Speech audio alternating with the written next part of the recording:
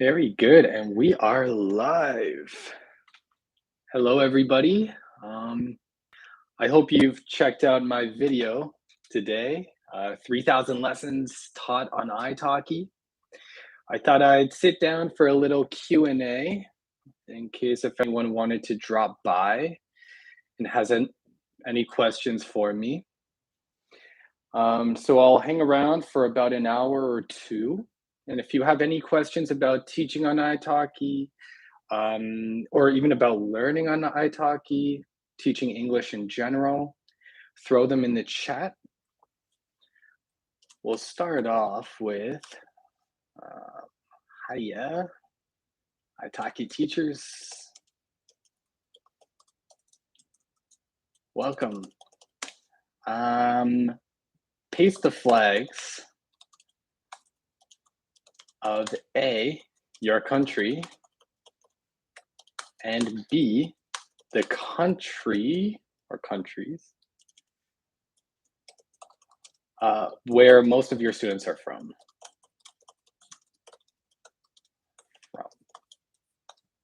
Perfect. Oops.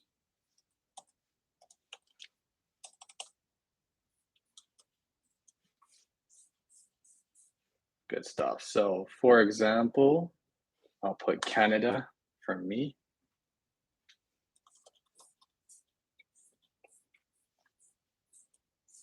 And most of my students are from Korea and Brazil, and of course, Russia.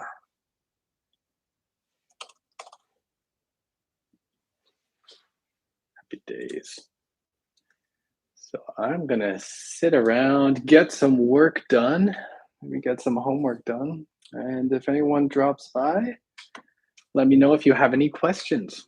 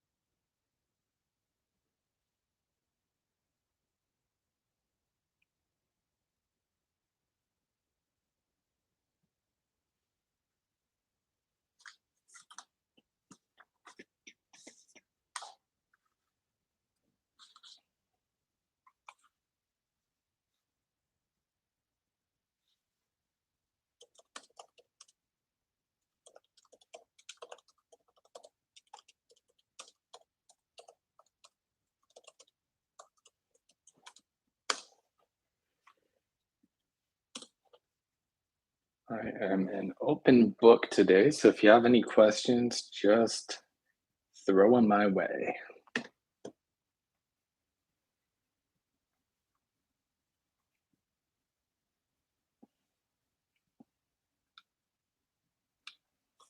I'm going to lesson plan for my upcoming classes. Today, I've been working on making some report cards for some of my students,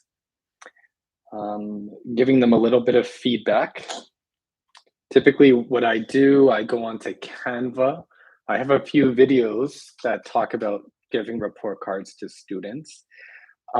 So you could check that out on my channel if you want to. But typically what I do, I go into Canva, I find a format that I like.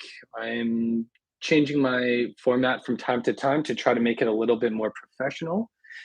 Um, I have a few different criteria for each student. So I have one for, if it's a conversational class, I'll have pronunciation, fluency, grammar, vocab.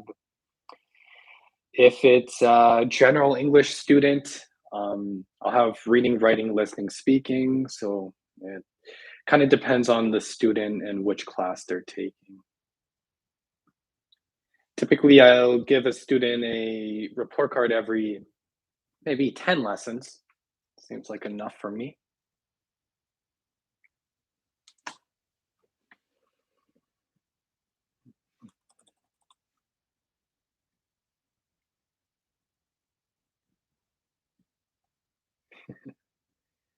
I guess this is the world of streaming, just a lot of sitting around. We're 5 minutes in.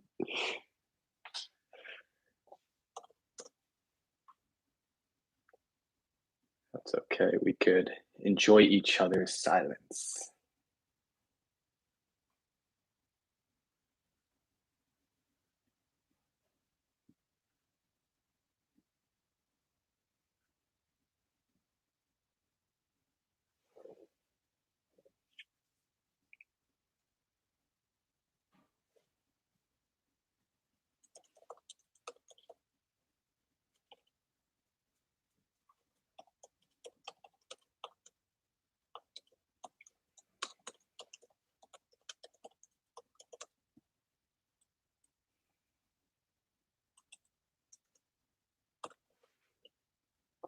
I don't know if any of you teach children, but I don't teach kids under 12.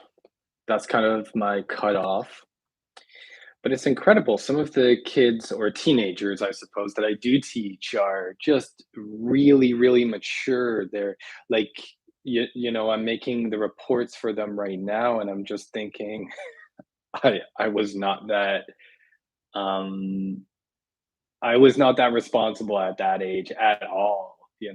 It's pretty incredible some of the kids that you see on iTalki and just how responsible and good natured and polite they are. You know, it's really impressive.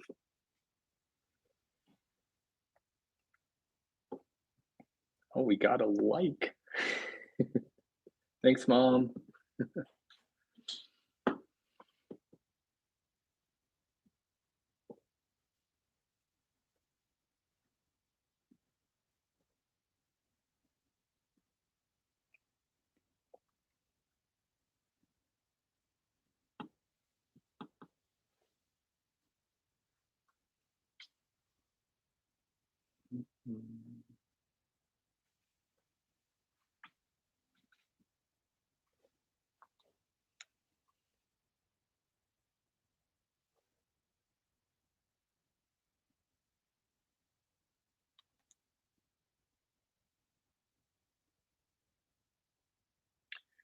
Ooh, Brittany Donovan.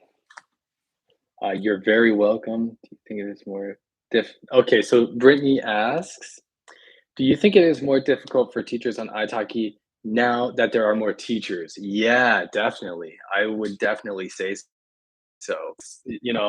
All this jazz. Oh, great. Thanks. Thanks, Brittany. Well, I'm disappointed it wasn't my mom. No, I'm happy you're here. Yeah, absolutely. So I think it's more difficult for teachers who are getting started for sure. For me, the stats speak for themselves. I think that, just teaching as many classes as you can and as many students as you can from different countries and getting as much feedback as you can, all of these things on your profile really help out. So I think it's a different ball game from when I first got started. But then again, we see how many teachers there are. We don't always see how many students there are, right? So I don't know how the amount of students on italki has shifted over the 2 years that I've been teaching. For that reason, it may be a little bit easier in some respects. um, I think that you could definitely use it to your advantage, the fact that there are more teachers, if you really have a profile that pops and sticks out. But it's not easy to do that at the get-go, at the beginning. And sometimes by the time you recognize, by the time you figure out these little tricks, like the tips that I give you all in my YouTube videos, by the time I figured that out, I had already spent like a year on iTalki, talking to the camera, talking to myself for the most part of it before I grew the community. And it I don't see it as time wasted, but I do see that if I recognize some of these things at the very beginning, gosh, that could have made a heck of a difference. Okay, I hope that answers your question, Brittany. Um, okay, beautiful, Botswana. I'm an iTalki teacher from Botswana. Good stuff. Most of my students are from European countries. Poland and Russia. Interesting. I've had only about two students from Poland, a lot from Russia. But thanks for stopping by. Yes, it's I or A.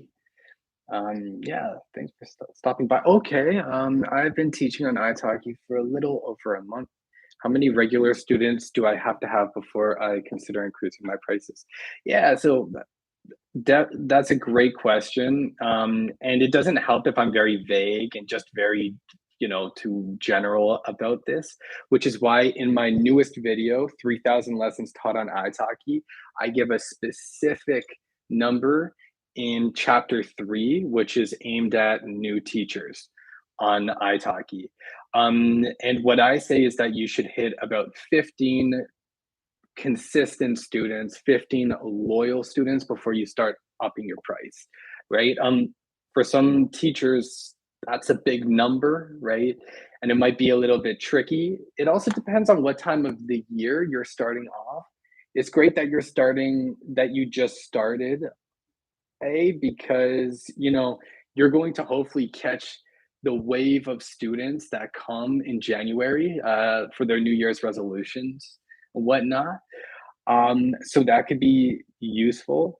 But even though this is difficult for some teachers to hit that 15 student mark, I think you should have about 10 or 15 students and or be on iTalki for a couple months before you start raising your price. Yeah. But it's kind of on a case by case basis. Hello, Robbie. Okay, so Robbie's from Spain, and a lot of his teachers, just like A, are from Poland and America. Interesting. Do you have any Canadian students? I wonder. All right, and Brittany, thank you for the throw answer. Yes, definitely. It's very nice to have a community among the teachers. I didn't feel like there was much of a community when I first started out.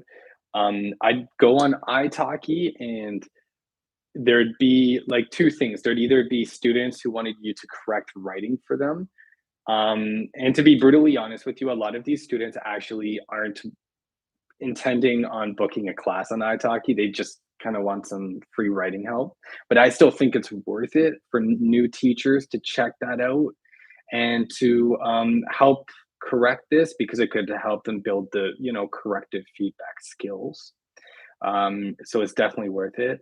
But then the other side, like the teachers, gosh, I don't know. I'm a little bit out of it right now. I don't check the community forum that much, but there was some tea, there was some gossip. Just different people, I guess.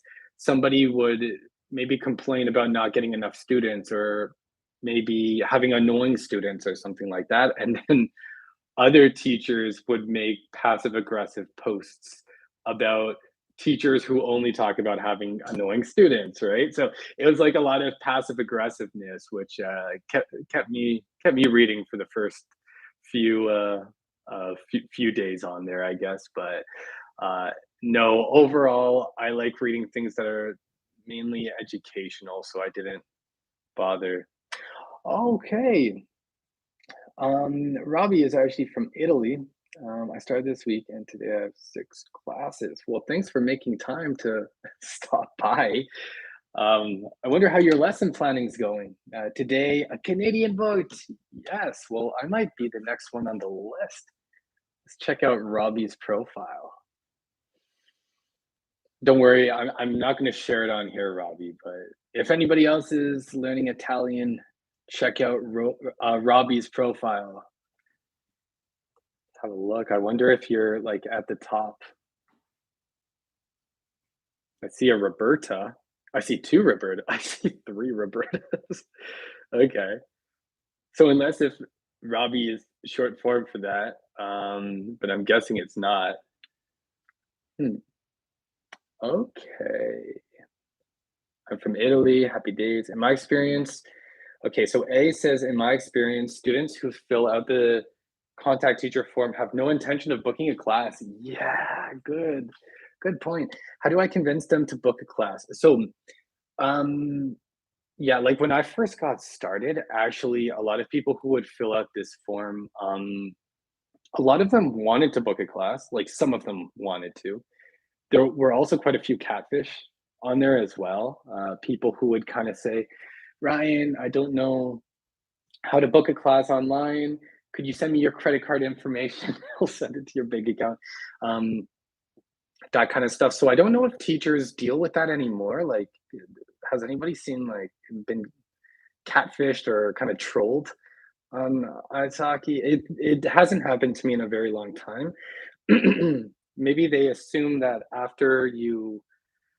um, after you're on italki for a certain amount of time, you kind of like understand how things work and you're not going to fall for that stuff. Or maybe italki's gone better at weeding out the catfish. Not sure.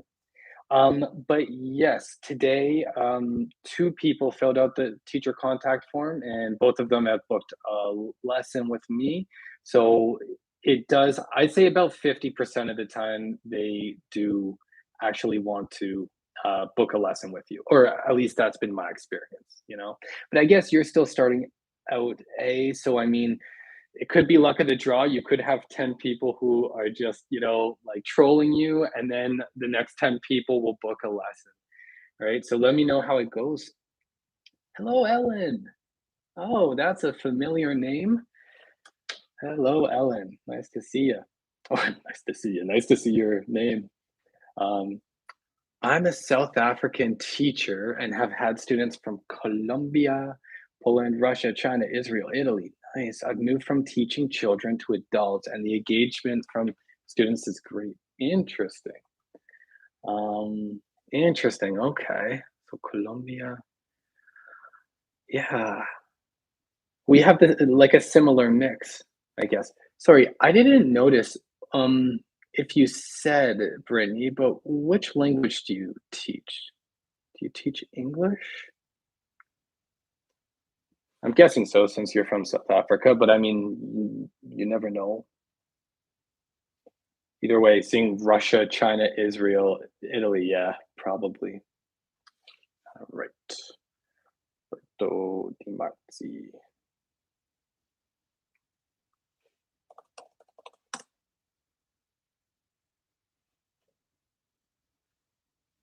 Ah, I see ya. That's cool. And you teach well, you speak Sicilian as well. Interesting. Wow, it's so cool to put like a face to a name.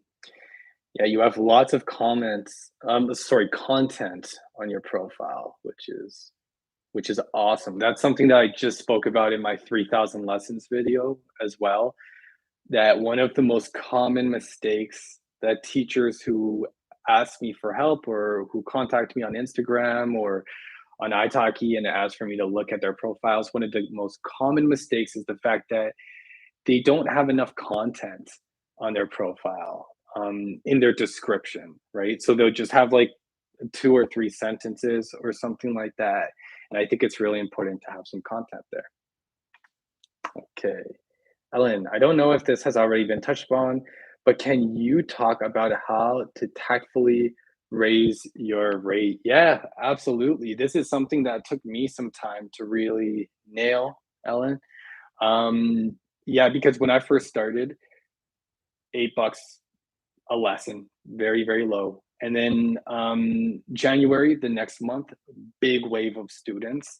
And then it wasn't until I think March that I actually started raising my price. And then I saw a pretty big drop off around April or May.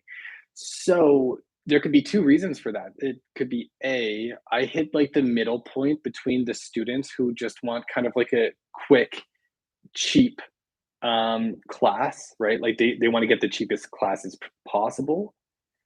So between there and between the higher, like the students who are willing to invest more money, I guess, in order to learn, right?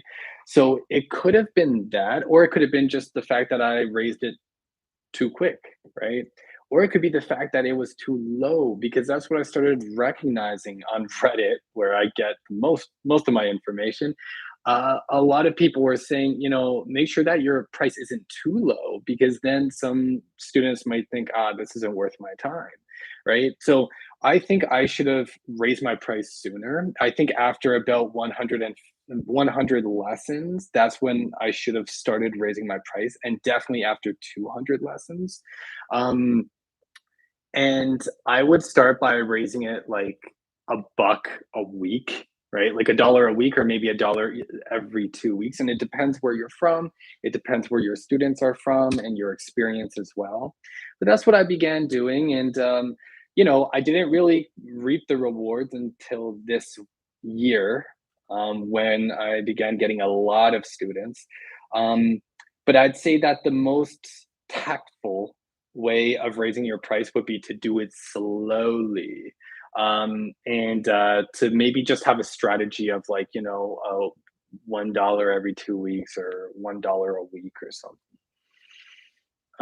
Okay, Robbie's back. My methods are conversation, listening, understanding the lyrics of a song in Italian, and I teach Sicilian. Okay, Robbie, if you're not already using it, definitely check out lyricstraining.com because this is how I practice my Italian. And I think that it could be pretty useful for your students, to practice outside of class. I remember one of the best tips I ever got from a teacher on iTalki, from a French teacher, was to actually go to the end of a song lyrics video and to work your way piece by piece, sentence by sentence, back to the beginning and just repeat what they say. So you start at the end of the video, you repeat the last line. Once you could do that fluently, you go back, you repeat the second last line and the last line, and you keep doing that piece by piece. And I actually noticed that it was very useful, for my fluency development. But if you have any suggestions from what you've done with your students, please like throw them in and let other teachers know. Because when you say listening and understand the lyrics of a song, I wonder how you actually do that. I'm really curious and I'm happy to learn too. Okay, so Brittany's an English teacher. Happy days. Wow. Well, that makes sense. Yeah, Russian students, Israeli students, Polish students. Yeah. I am not a pro, but I am trying to be active on the platform. Good stuff. Good stuff, Robbie. Well, don't welcome, Sven. Hiya, Ryan. Just stop by to say thank you. You are very welcome, and you keep smiling as well. Thanks for stopping by. Ellen, I bet January is an explosive time. I should probably raise it before then. Yes, exactly. Or something that you could do, what I did last year, and I spoke about this in my new video, is to actually like set a deadline of when you're going to raise your price, right? So you could just put it like, you have your general English lesson. Um, you could put special discount offer for December. Price will be raised December 31st, or price will be raised for New Year. So something along those lines. And it's worked for me as a student. When my German teacher did that, I was like, okay, I'm buying a package, that's for sure. So that might help, Ellen. Okay, Robbie had his first Polish student today. His first Polish student booked another class because of your method. Excellent stuff. I'm happy to hear.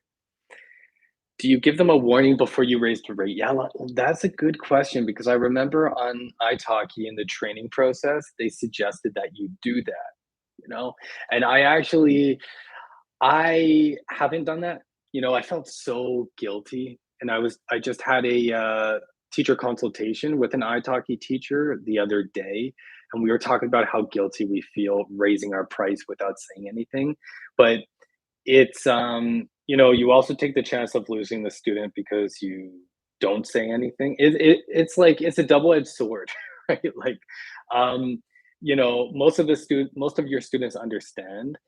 I didn't say anything to my students, and I still don't. But I haven't raised my price in a very long time because I'm happy with where things are.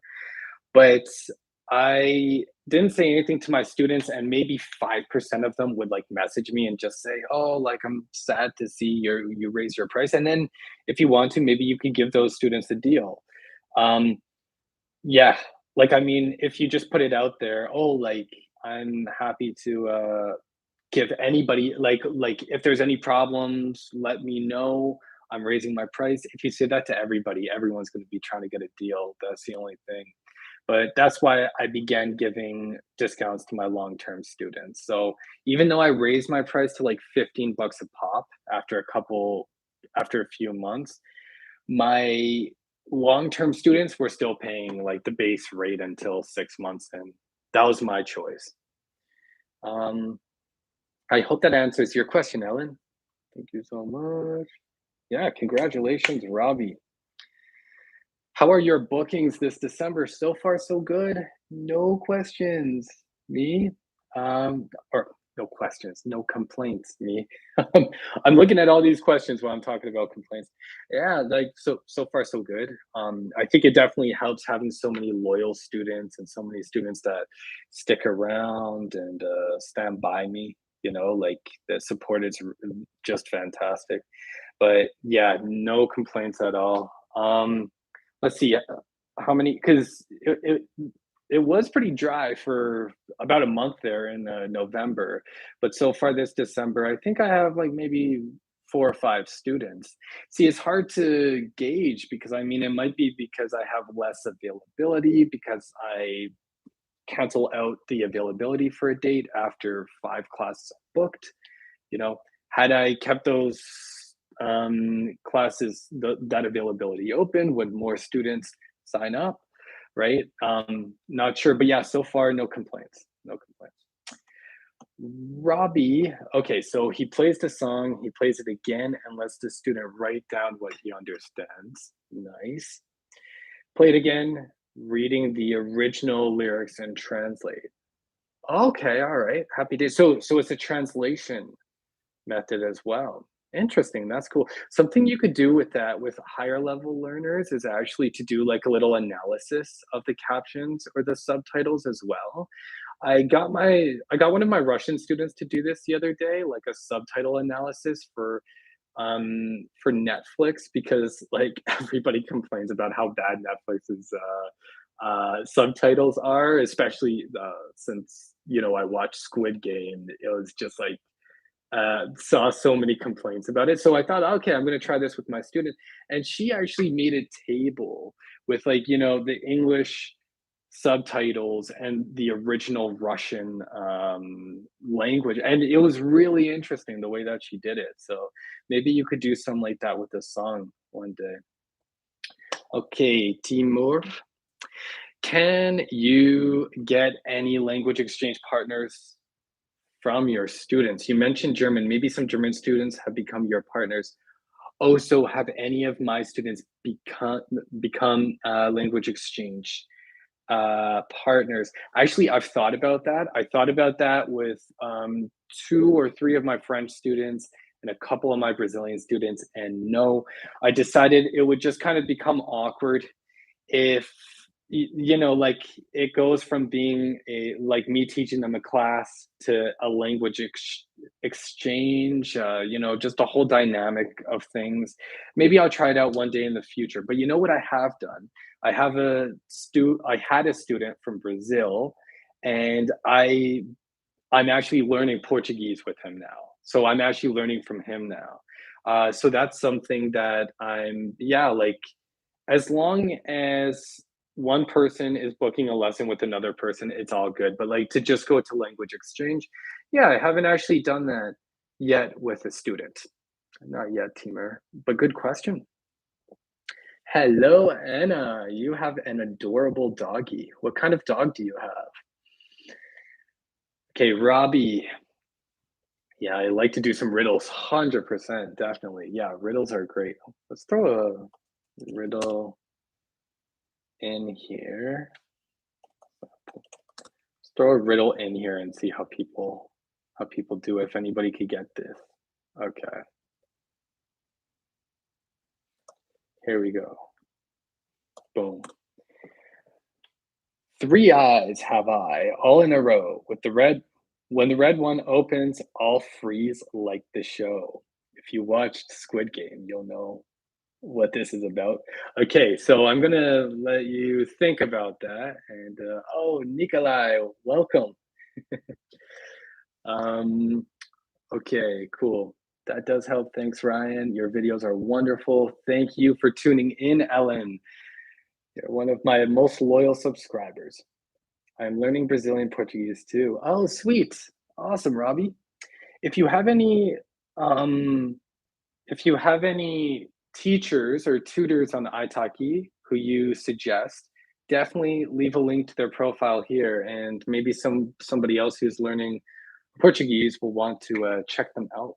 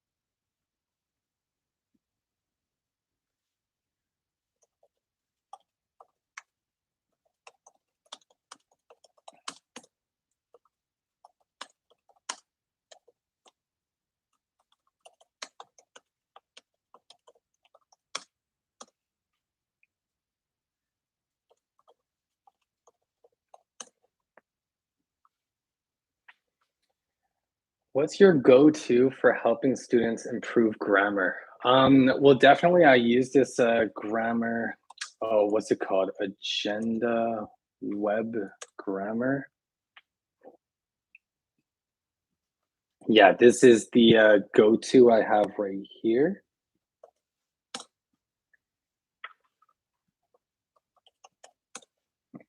Happy days. So I definitely use that with my students. I kind of just see what we have to work on, right? What my students need to work on. One thing I keep in mind with grammar is that we work on the most common mistakes and the mistakes that will be the most useful to improve upon. So, for example, if my students are struggling with conjugating one irregular verb, and they're also struggling with maybe putting the s at the end of plurals to make something from singular to plural, I'll definitely work on the plurals because that's something that's going to come up more than that one irregular verb. So that's one tip I have for grammar teaching in general. Mhm. Yes. Some of my students sometimes disappear even if they have active packages. Is it polite to remind them about lessons before the package is terminated? Yeah, good question. I've actually thought about that one before as well. Um, yeah, like italki has this automated message that you could actually send to your students now, which reminds them when the package is finished. Um, or when the package is finishing, right? I actually don't remind my students, but then what could happen is that they forget, right? And then the credits of the package go to you, but they're not able to actually finish um, the package, right? So I think it's polite because I think you're actually watching their back to make sure that they get the most out of what they paid for, right? Um, Okay, cool. All right, nice, good stuff. Beatrice Oliveira, Jacksonville, Bagatoli. Excellent stuff. Thanks for letting us know that, Robbie. Oh, Jackson. Okay, all right. Yeah, I was gonna say, what a name, Jacksonville. Um, hello, Ligaya. Hello. I know you. I've watched some of your videos, actually. Um, Thanks for stopping by. I love it when there are other people in the community. Yeah, if you haven't checked out this person's profile, definitely check out their profile. They have some videos about iTalki and 51 Talk and different learning platforms. Okay, blurb season. Yes, I've noticed because a lot, yeah, you're from the Philippines. Because a lot of my students do know English vocab, though their conjugations and multiplers vary along with the multiple other things. Yep, exactly. Definitely. All right, Robbie, thanks for dropping by. Best of luck in the future. All right. All right, everyone. Well, I have to go and teach a class in in 5 minutes. So I'm gonna take anybody's last questions here. Thank you very much. Thank you very much. What's your name? Pitligaya. I used to know it, but I don't know it anymore, actually. I'm going to creep your profile.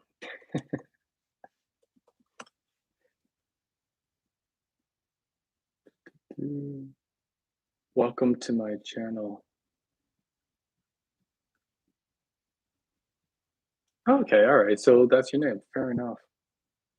All right. Well, thanks for stopping by. Bruno, welcome, Bruno. I'm Bruno from Buenos Aires. I've been teaching Spanish for the last 4 months. My price is the lowest, and I think if I increase it, I'm going to lose students. What's your experience with that? Yeah, it definitely could happen. That's the sad reality of it. But as I was talking about before, sometimes if your price is too low, that will actually dissuade people from booking lessons with you as well. So it could be worth the price, or it could be, yeah, it could be worth a shot. Especially since you've been on for 4 months, it may be worth it raising it a bit and seeing how it goes. Okay, Brittany, you're absolutely welcome. Sven, thanks for stopping by in your videos and getting accepted. Sent a different application. Okay, all right.